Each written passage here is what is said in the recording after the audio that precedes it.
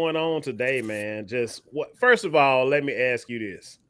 Joe Biden was coasting along, high approval ratings and everything.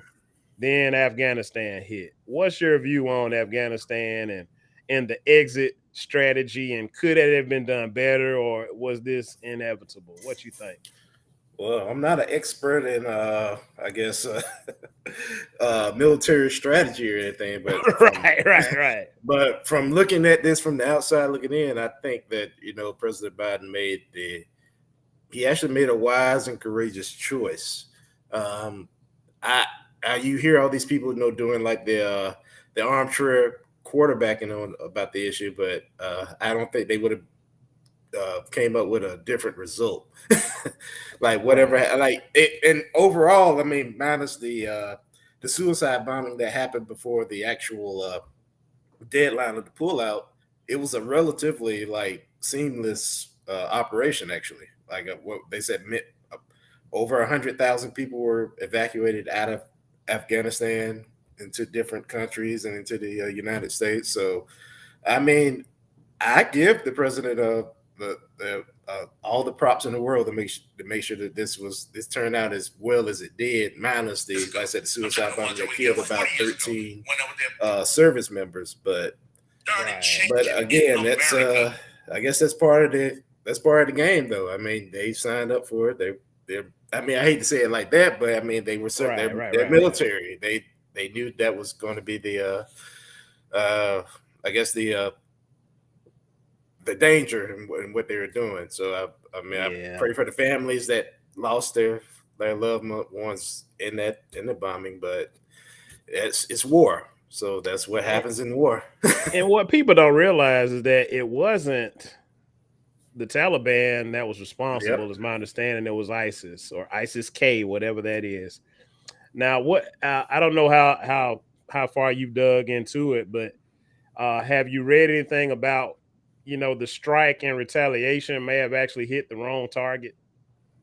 I hate to say that I haven't paid close attention to it, Yeah, um, but of course, when things like that happen, the American public expect some sort of quick retaliation. response. Yeah, quick Right, right, response. right, right, And sometimes you hit the target, and sometimes there's casualties, casualties that were meant to be a part of that response. But I mean, when you're dealing with like a very situation like that, things like that are bound to happen. I mean, a lot of those times we the public don't hear about the things that do happen like that. But right. yeah, so I mean, it's I said it's just part of the it's part of the world. I mean, that's one of the things that just happens when you do things like that. So And people have to realize too that irrespective of who was in office, whether it was Trump,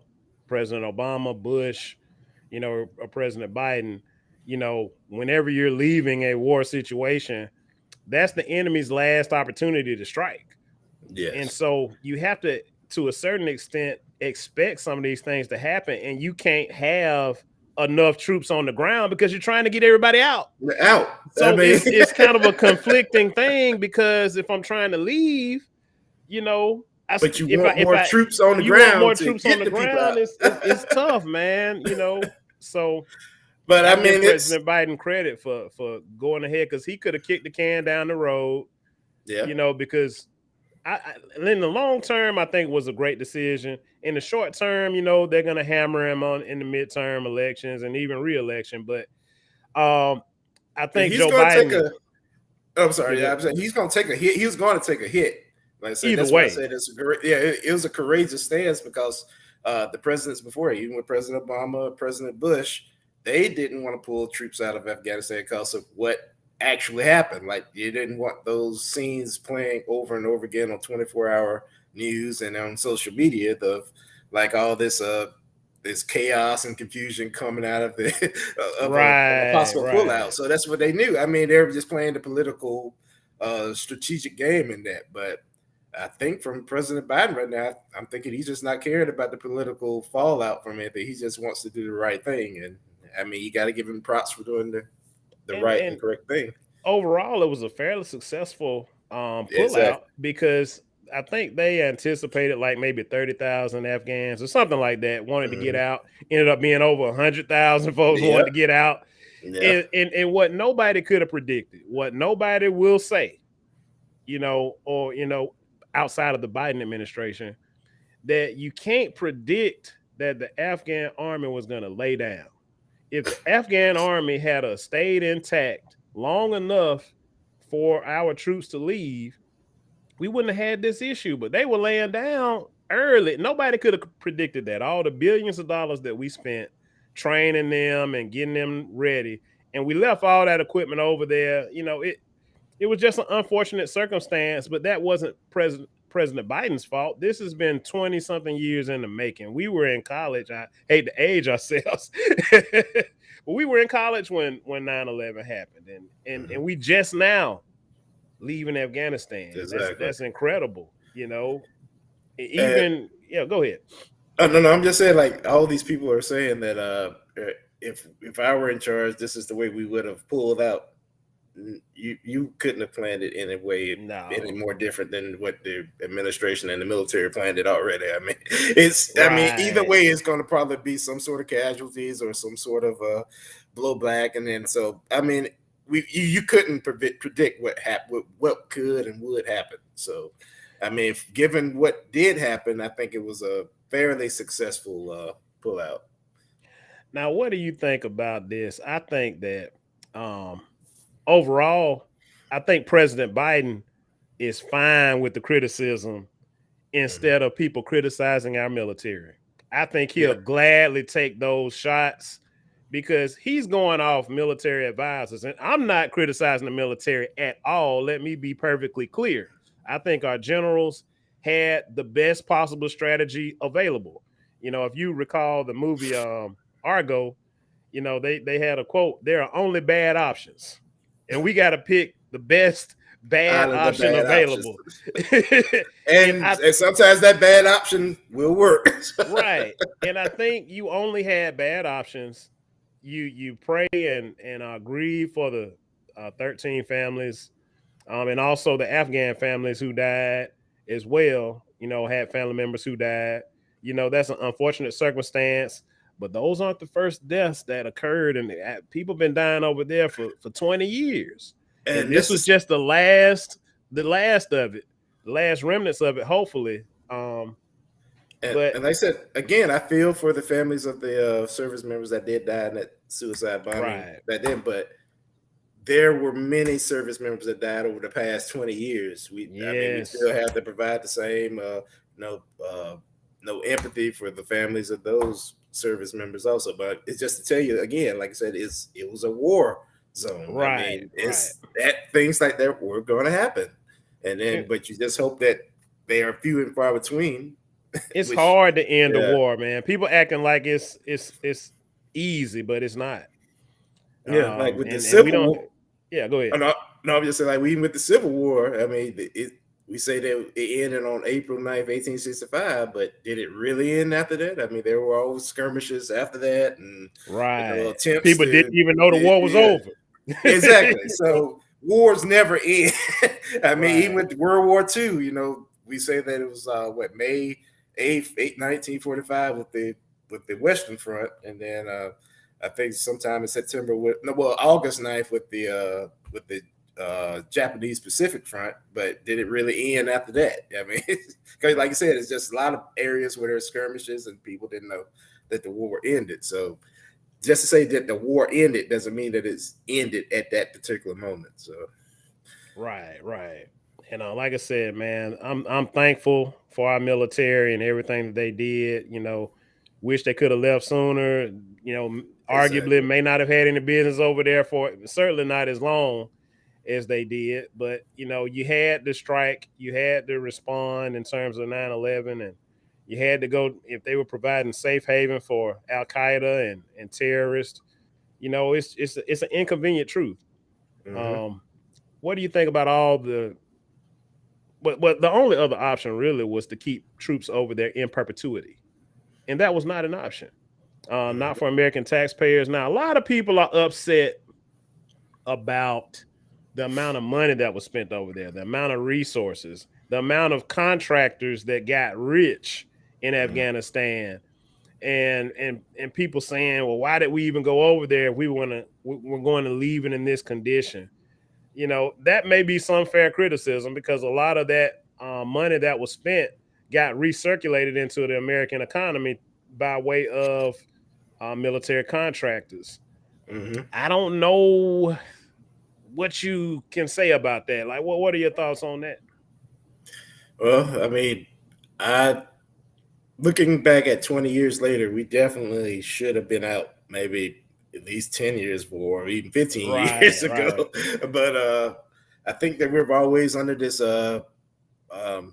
politicians that keep telling us, we have to fight them over there so they won't Come over here. fight them over here. But I mean, when you think about it, like, what sense does that make? I mean, we're supposed to be the United States of America. We're the most powerful country in the world, the most powerful fighting force on the face of the earth, and we're worried about whether another country is going to come to to invade us or something. Right. But I mean, but again, like, you kind of get caught up in the I guess the talk when the talking heads on television tell you, like, no, we're always on guard, but of course, we like looking at it, everything in hindsight. You always think that, well, we could have done things better, but then sometimes we don't. So we just have to go with the result we have now and just deal with it, and just take whatever W or L we get from it, and then just move on to the next thing. Just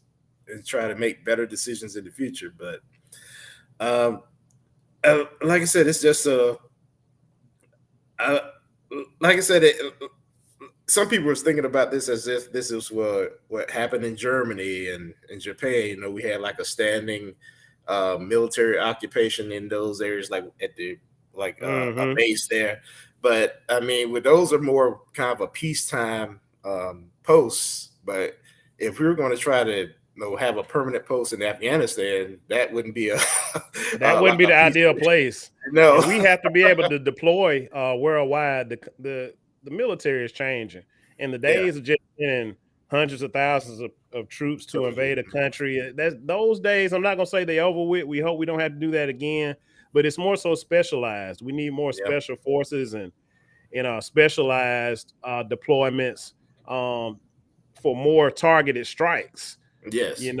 And that's more the direction I think that we're going in. And you have to have bases worldwide to strike and respond quickly to defend our interests. We have embassies and American citizens worldwide and interests worldwide. So, and like I said, I'm not a military expert, but I mean, I do know that not at all. I'm not either. Strategic operations, but like I said, those days of mustering a 10 million man, a 20 million man army to remain standing to defend the country. Like I said, those days may be over, because we're looking at smarter, more efficient, more technological ways to fight, to defend ourselves, or to have those responses against terroristic threats against us. But some people, they just feel that it's just having that appearance of like having an army on standby like that. That's going to be an efficient way of our use of our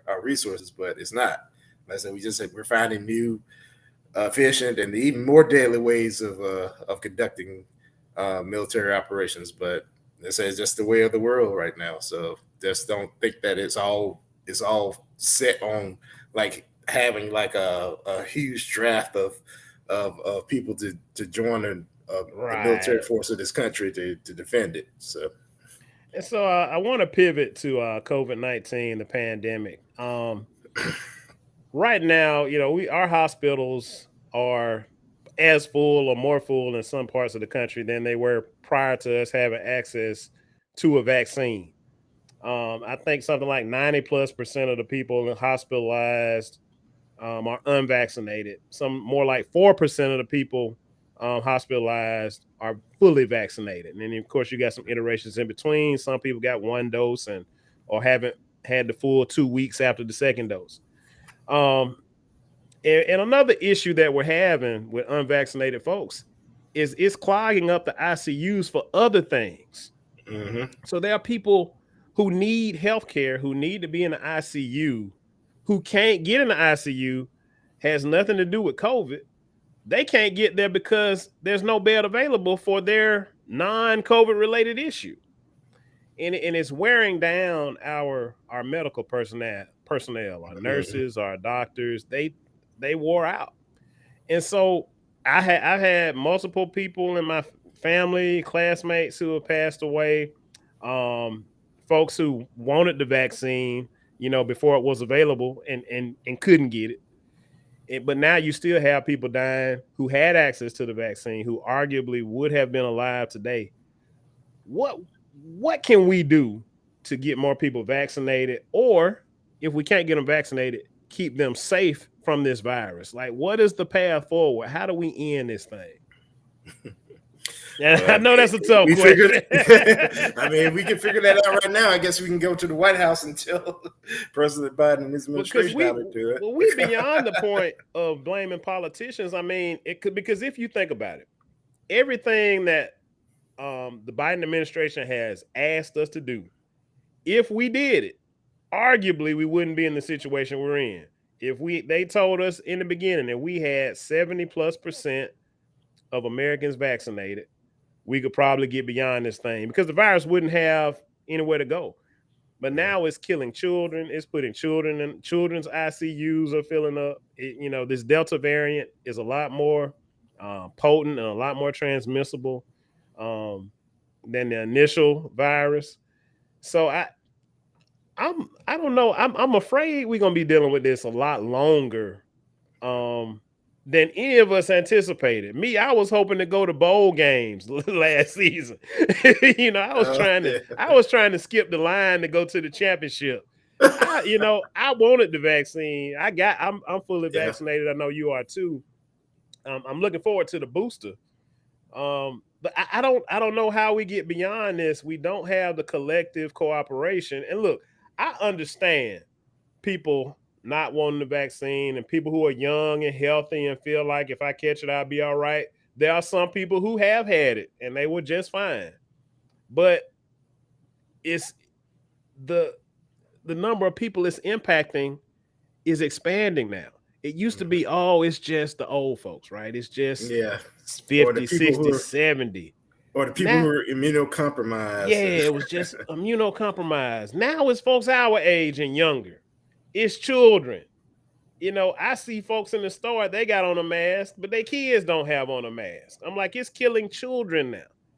And our healthcare system, like we said, is clogged up. I'm wondering what's going to be the straw to break the camel's back to say we gotta get everybody vaccinated. I don't know if there is a straw, because if we're seeing that children are getting affected more by this and they're dying, I mean, that should be a straw. But that doesn't seem like it. But it doesn't seem like it. It seems like people are still on this thing that I don't need a vaccine. I can just take some sort of horse medicine and Vectorin or whatever. But ivermectin is a human drug. But why would you take that? But you can't do it for that. And I think what I don't understand is if I go in the ICU, they're gonna be giving you experimental stuff that's not approved by the FDA. You may be unconscious and on a ventilator, but if you go to the hospital, your insurance is gonna be, if you got insurance, is going to be paying for experimental drugs that may or may not save your life that's not approved by the FDA. So why not go ahead and take the vaccine? But I think a lot of people are playing COVID roulette. Nobody believes it's going to happen to them until it happens to them. And you have people literally on their deathbed begging for the vaccine. The vaccine can't help you at that point.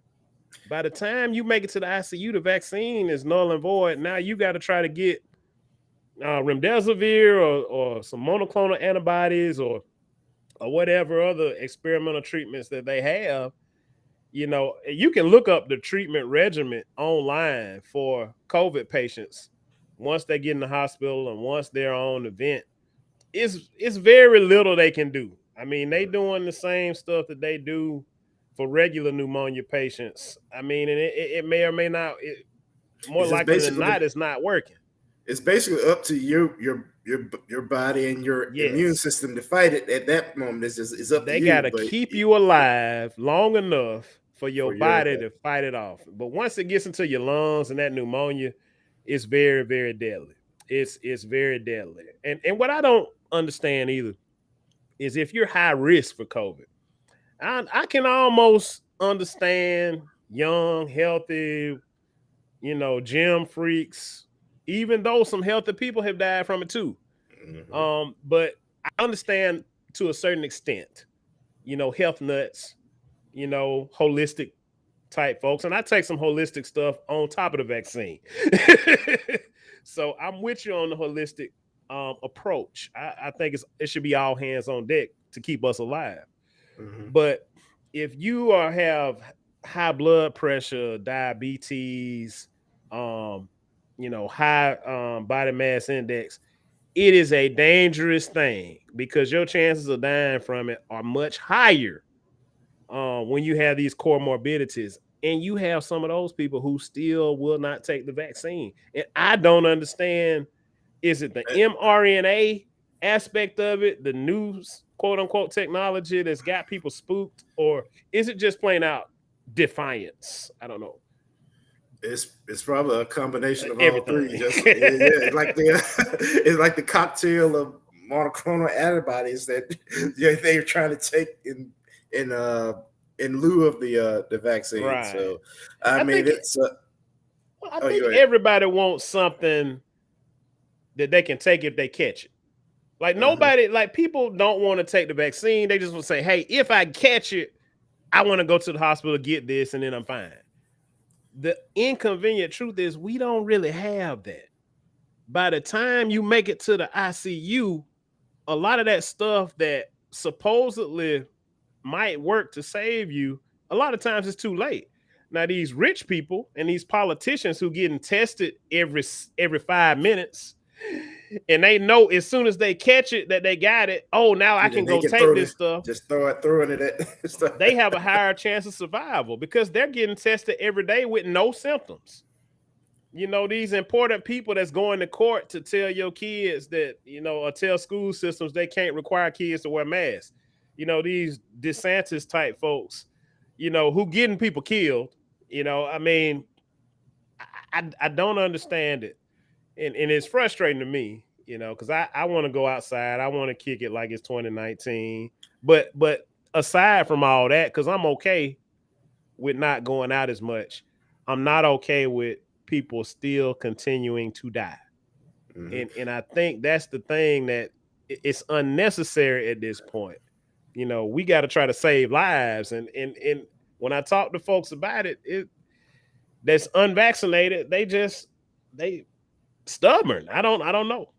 And like I said, there is a contingent of people throughout there that just feels that it's not real to them unless it happens to them or a close family member or loved one. But I mean, it shouldn't be that way. I mean, I like I said, if something happens to someone that I don't know, I mean, I'm still going to have some concern for them. But there are people out there that really don't care about anything unless it just directly affects them. And even then, there's the stubbornness of them that they just don't want to be told what to do. I don't know. I mean, you got some folks who then made it out the ICU, was on their last leg, and God blessed them to make it out. Talking about they still not taking it. And you got folks who have seen family member after family member die, still not taking it because it's not them. It didn't happen to me, and don't let them be the had COVID. If they had it and got over it, but so what do I care? but what they don't understand is that you didn't have the Delta variant, and people have caught it multiple times. So there's so many unknowns, and I know that the vaccine what's inconvenient for me is the fact that the vaccine doesn't stop you from catching it. So some people have use the excuse or the reason that, oh, I can still catch it if I take the vaccine. So why take the vaccine? Well, the vaccine was not designed to stop you from catching it. For the majority of people who take it, it may stop you from catching it.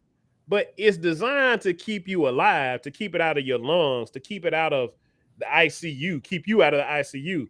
If it gets into your nasal passages, those are the minor symptoms that most people have who, if you have a breakthrough infection, it's going to get in your nasal passages, but it keeps it out of the vaccine, keeps it out of your lungs.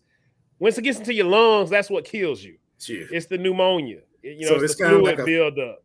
So it's a defense. It's a level of defense. And I said, I mean, even a lot of, like I said, even the health nuts. I mean, some people just feel like, as long as we keep ourselves healthy and make sure we eat right. And I mean, they are may be right. You're right. Be right. But at the same time, at that moment, yeah, exactly. But at that moment, the people who aren't, healthy or whatever, it's not like they can just start getting healthy at the moment right now and then just stop from getting the virus. Even with people who are at the top of the health, like you said, ladder, they're still catching it too. I mean, but not saying that that's not it is of assistance to keep you from dying, hopefully. I mean, or keeping you healthy, but it's not the be all. Like you say, even with taking the vaccine itself, it's not the be all either. Right. So I mean, nothing is nothing's 100% silver bullet. Nothing is but I like my chances with the vaccine than without it. Exactly. Like I said, when they told us, like I actually to be honest, like I said, I was going to wait a little longer than when I did to get the vaccine, but when it was offered to me back in February of 2021, I just jumped at it. I just looked at it. Like I said, I'd rather take my chances with the vaccine than taking my chances with having a tube down my throat in ICU. So, and what kills me is the fact that everybody talking about, I'm concerned about the long-term side effects, health effects of the vaccine. I would challenge anybody unvaccinated who's skeptical about the vaccine. How many vaccinated people I'm one of them. How many vaccinated people do you know who have had a problem with the vaccine? Aside from a few minor side effects, I had a little bit of minor arm soreness. And then compare that to the number of people or know of that have died unvaccinated. I guarantee you the number of people that you know or know of who have died, that list is much longer than the people or think who've been vaccinated and have had some sort of catastrophic lethal issue. I don't know anybody vaccinated who's died of the vaccine. Of the vast number of people I know who are vaccinated, I don't see any outward evidence of them being sick. I can't name one. They're still the normal people that I saw Everybody before all this happened. I can't name one unvaccinated person who has. I can't name one vaccinated person who has died of the vaccine. I can name several unvaccinated people who have died of COVID-19. Now, a few months ago, I did read up an article about there were some people that did die of some sort of, vaccine-related complications. But I think it was something that you can count on one or two hands out of the millions of doses that have gone out throughout the world, or billions. And you're going to have that. And then I was reading an article that said, yeah, you got some vaccinated people who have passed away, but they didn't pass away because they were vaccinated. You had a lot of people who were already having some sort of lethal issue, or were already, unfortunately at the end. And then but they still got vaccinated to try to give themselves a chance. You don't want COVID to be the thing that puts you over the top or put you under. So you had a lot of people who were having health issues anyway, who got vaccinated to save themselves. And they did the right thing. I mean, they did what they could do to protect themselves. But in the end, they, like I said, their outstanding health issues basically, took them out, or their immune system, fighting the Delta variant, just wasn't strong enough to fight it. even with the vaccine. Right. It's just one of those things. But I'd rather have the vaccine than not. I'd rather have the vaccine and fight the Delta variant than not have it and try to fight it. And I want to say congratulations to my cousin, Clint Sams. I see you, cuz. Appreciate you. He's the first comment on our new format. So shout out to my cousin. And me and him, we've talked about this for hours. So, real intelligent brother in the real estate game. So if you're in the Virginia area and you're looking to make some real estate moves, holler at my cousin Clint Sams. Check out his YouTube. Not his YouTube, his Facebook. And I'm going to read his question. He says, do either of you have any concern regarding long-term effects, maybe 5 to 10 years down the line? And I'll answer that. I don't personally, mainly because I'm concerned about right now. If I catch COVID, I don't know what's going to happen if I was unvaccinated. So I'm more concerned about the more immediate threat of dying from COVID-19 and knowing some people who were unvaccinated, who personally, people I went to high school with, and obviously some of my close family members who have died from it. I was more concerned about the more immediate threat. And based on the research, the majority of the side effects are going to happen in the first 6 weeks or so, or 2 to 6 weeks or something like that. So if you get injected with a vaccine, it's not going to take 5-10 years for something to happen, according to most of the scientists. It's going to happen immediately. It's going to happen within the first, couple of weeks. Nothing I've read online, and this is not related just to the COVID-19 vaccine. This is vaccines from throughout history. Any type of lethal complications are typically going to happen quickly. Another thing too. Go ahead. Let me see. Oh, this picture said make sure I'm still alive. Okay. Yeah. But also too, you have to consider the fact that there were no shortcuts. People say that there were some shortcuts taken with previous vaccines. If there is not an immediate threat, then you can take longer and you don't have to have an influx of participants to participate in the pharmaceutical testing. With COVID-19, you had hundreds of thousands of people volunteering. Mm-hmm. And so that's where you close some of that time gap. So when you say, they did it too quick, well, that's because you had more people testing quicker to help eliminate this virus. So let's look at the data.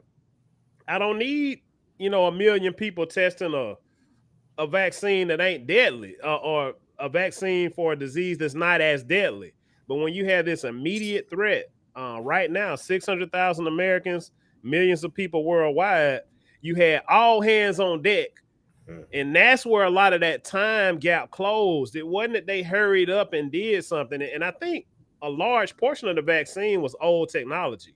The only thing new was just the mRNA portion to target the spike protein, to teach your immune system to fight the COVID-19. So, and like I said, fact check everything we're saying and drop it in the comments. If we saying anything wrong, please tell us, because we're not doctors or experts, but we read a lot. We try to. I try to. And I appreciate my cousin Mike Mack for joining in. I like the fact that you guys said there's no silver bullet to it.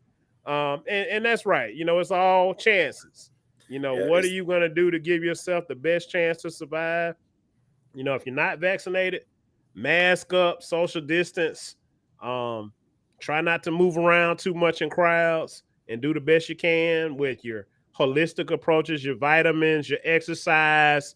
If you're not taking the vaccine, do the other things.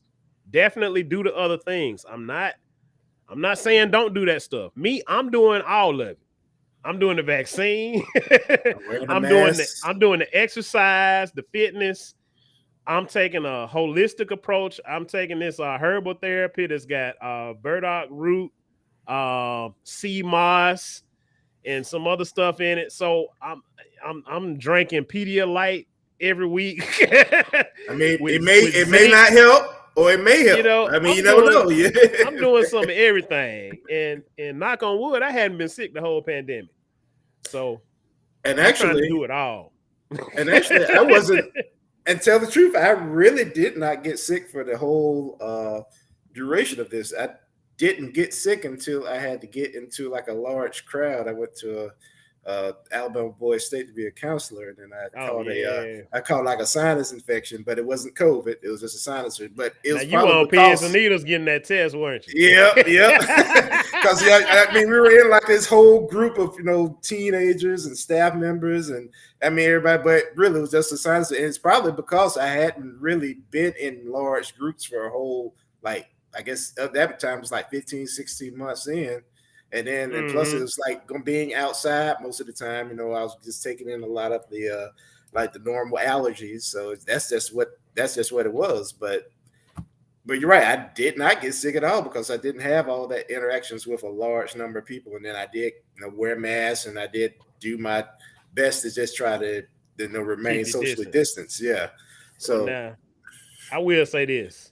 I believe the vaccine worked because I broke all the rules in New Orleans. Now, that's probably the lowest point we were in terms of infections before the Delta variant really spiked right there around the first week of July. But, man, we broke all the rules.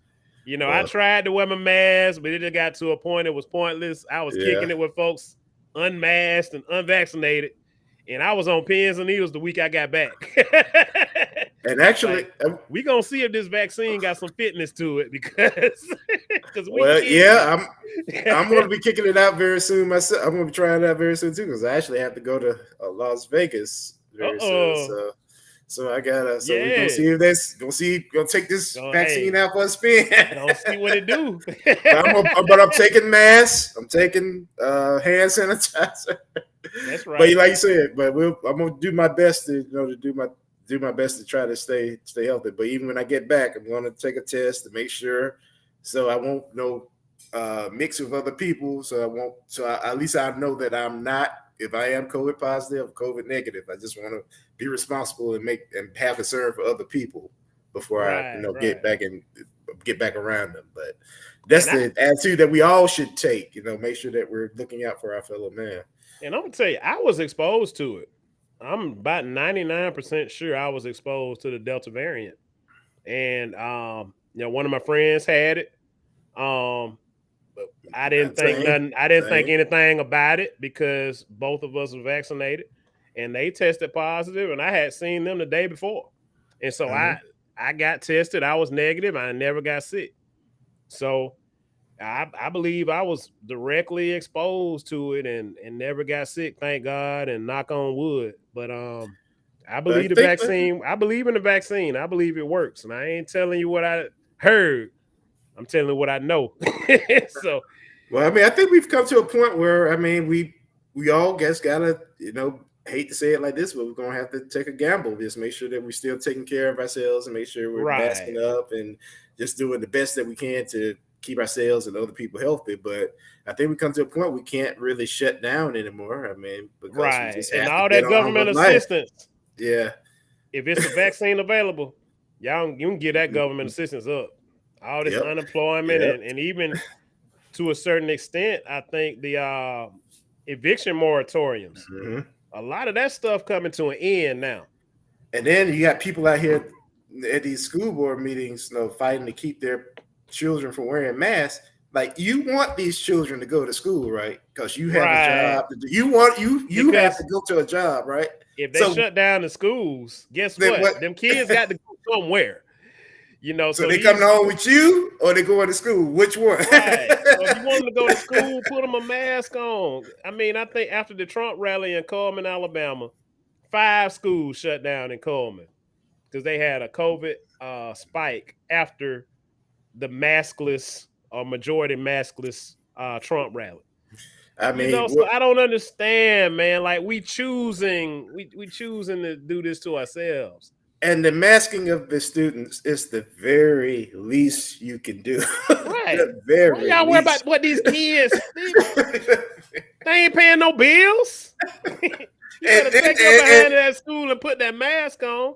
And then when you hear reports, you see like the kids they don't have no problem with it. They just do it. The kids don't have a problem with wearing the mask. It's the parents who trying to prove some kind of a point. Make them kids wear that mask. They want to be around their friends. They want to be around their friends. They want to learn. They want to. I mean, they do. They want to get out of the house themselves and do things. So just let them go to school and wear the mask, and then maybe, hopefully, at some point, maybe we can get them vaccinated at some point if they choose to take it. Just to give them an extra protection. But all in all, if you want these schools open, if you want them open, that's right.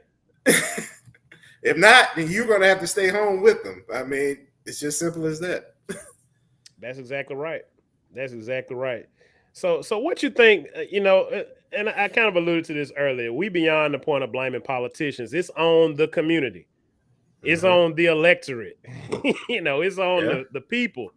We, the people, have to do what we got to do to eradicate this virus.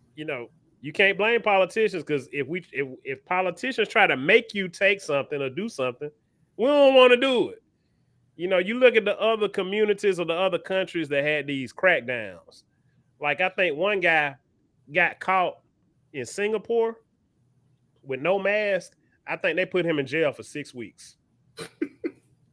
Like, they not playing. And in some of these other countries, that won't fly. They not playing at all, and we over here. I'm trying to keep it PG. We over here playing. We're playing patty cake. We're playing right with this virus is killing people. And I'm just like, man, they putting people in jail for not wearing a mask. They probably don't care nothing about making everybody get vaccinated. So I appreciate the freedom that we have in America. I just wish that we, weren't as selfish, because even if I'm healthy and even if it's my life that may not be in jeopardy, I could be jeopardizing somebody else. If I had kids, I could be jeopardizing kids. Because last year, come think of while you were speaking, I was thinking about I did attend the March of Washington last time during the heat of the pandemic, but when I came back home, I didn't get around people. I went and got tested to make sure that I was negative, because I just wanted to make sure that I was healthy and make sure that anybody that I was going to be around would be safe also. But man, when I tell you, just don't have that same empathy. They don't have that same. I done sat down a couple of times just in case. Like, we spread out at work, so I went to work, but for the most part, I wasn't going anywhere, or I went places by myself, like outdoors to the park or fishing. But there was a couple of times where I thought I was exposed, where I sat down 2 weeks, both times, where I didn't go around people. I didn't let nobody come over to my house, never got sick, but just didn't know. I want to say before I got the vaccine, there was a couple of times I sat out some family gatherings and stuff like that, because you just don't know. Yeah. It's like a self-quarantine. It was a self-quarantine on yourself. But again, some people, they don't have that empathy to do that. Not just care about other people that you may not even know, and just think, well, you know what? Maybe I could be a carrier myself. Let me sit down for a few days, just see how it pans out, and then I'll get back out. But let me sit down for a couple of days. But some people just don't think. It's just not in them to do that. And to our listeners, this is the Electorate Political Talk Radio. This is a test broadcast, kind of a pop-up show that we're doing. We wanted to test our new format, moving away from station head. And we may still go back there every now and then, but for the most part, we're trying to bring it to Facebook Live, and we're also streaming live on YouTube right now. But follow Electorate Radio on Instagram for all of our advertisements. We'll also be advertising here on Facebook. Also follow us on the Electorate Radio, the Electorate Political Talk Radio on YouTube. We got a YouTube channel now. And I always hate when I go to a YouTube video and I tell people to like, click, and share and subscribe. But go on, hit that subscribe button for your boy. Hey, that's the way of the world. We're trying to get to plenty of followers on our YouTube channel that we just set up. 24 hours ago. So, but we're gonna do this. We're gonna do this a couple more times. So we are down to our last 10 minutes. What you think about 2022, man, and even 2024? I don't know what's gonna happen, who gonna run, if it's gonna be Uncle Joe versus Don Part 2. I don't know what's gonna happen, man. I don't know what's gonna happen. I'm thinking that a lot of people are kind of like on pins and needles right now, thinking about, with the president's approval rating, and said it's in the tank right now, and people don't like this decision with Afghanistan, but it's just September of 2021, and I think it's more of a temporary hit right now. And then I think like a lot of the things that happen in the political environment in this country, we have short attention spans. So Afghanistan may not even be on our radar in like late 2022 before the election. So like I said, right now I can't really call it, but just say that it's just too early to call anything right now. So did I lose you?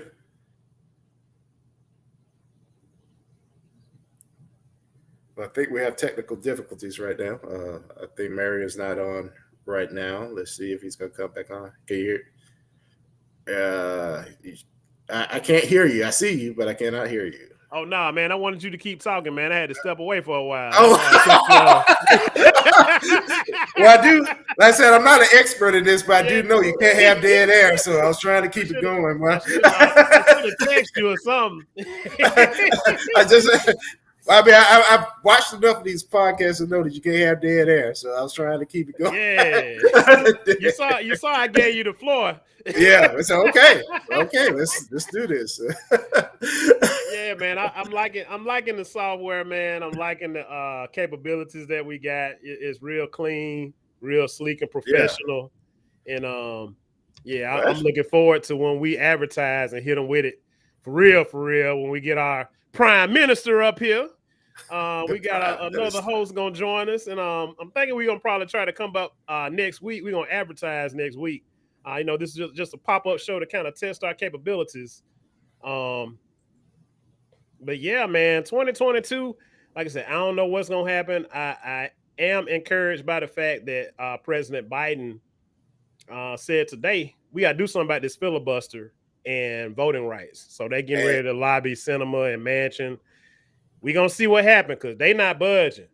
And like you said earlier, I was trying to keep this PG. So I was going to say, we can't mess around with this now. I mean, you got to have some sort of concrete successes to bring to the American people. They're not going to. And you got to have some concrete successes, Democrats, to bring to black people. Exactly.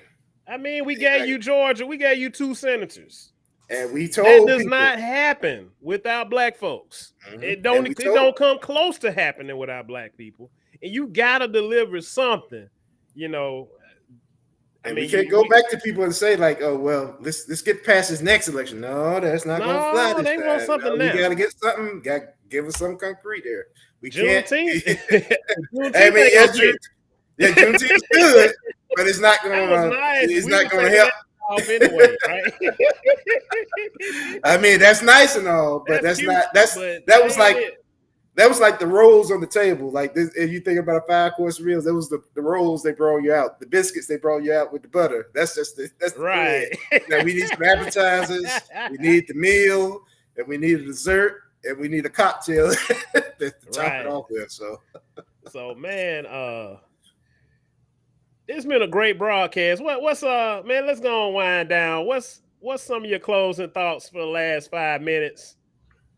Well, I just say I hope that this country, we hope that we can come to a resolution on what we are dealing with this pandemic, and hopefully that we all can, I guess, become more educated about what the vaccine can and cannot do, and what we can do to make sure that we're mitigating the virus efficacy throughout the country like I said, within our communities. But I think we will get there, but it's going to take a whole lot of work on our part to make sure that we can get to our circles, our families and friends, and then hopefully that spreads out to other areas. So hopefully they can see that that the success of the vaccine is possible. Because look at us, we're talking to you right now and say if there's something wrong with the vaccine, then we definitely would have been affected by it before now. So right. Hopefully we are those examples to other people. Like, just let's buckle down and let's get this vaccine, and then let's come to a herd immunity so that we can somewhat eradicate this virus. Because one thing, we gonna get the herd immunity one way or the other. Whether it's through the graveyard and enough people catching it, whether it's through vaccination. Yeah, and I think it's to the point, or you're gonna be gravely ill, because one thing people aren't really talking about is long COVID. His people still, I know healthy people who caught COVID still dealing with long-term symptoms.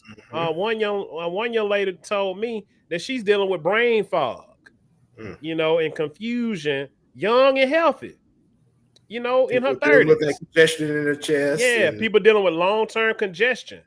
It's a lot of long-term, we count the people who survive, but we don't count what condition they're in.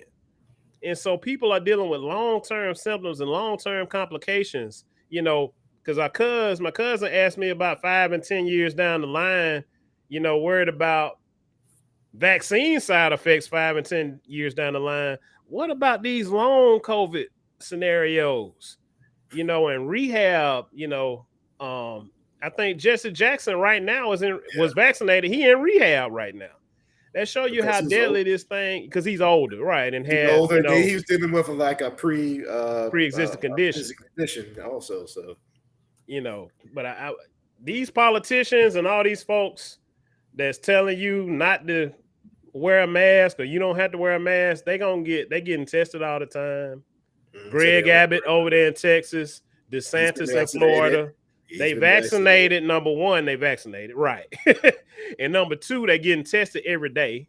And number three, if they get any remnant of a positive test, whether it's false or not, if they get any kind of positive test, they're getting the best drugs that you don't have access to as a regular, ordinary citizen. Unless you pulling out that wallet and giving it and saying this is they're getting the state-of-the-art experimental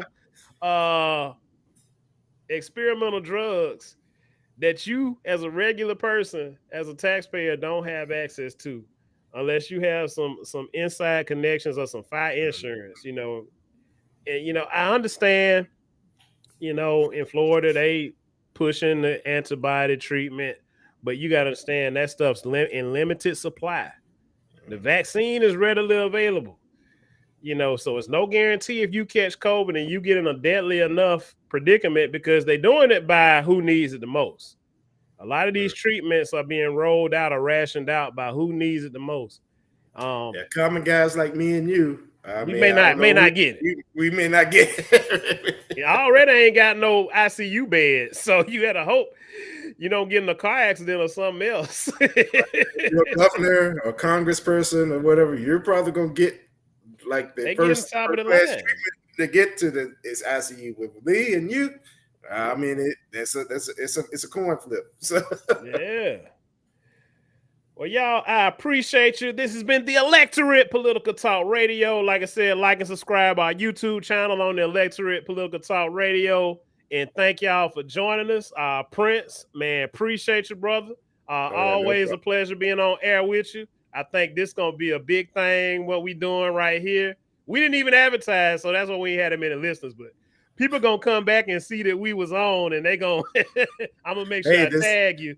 They going to come back and rewatch. Well, thank you for having me on with you. And then, like I said, this is the beginning of something big. I have a feeling that will be. So I'm glad to be on the journey with you on this. Man, I appreciate you, brother. This is the Electorate Political Talk Radio. Jill. Peace.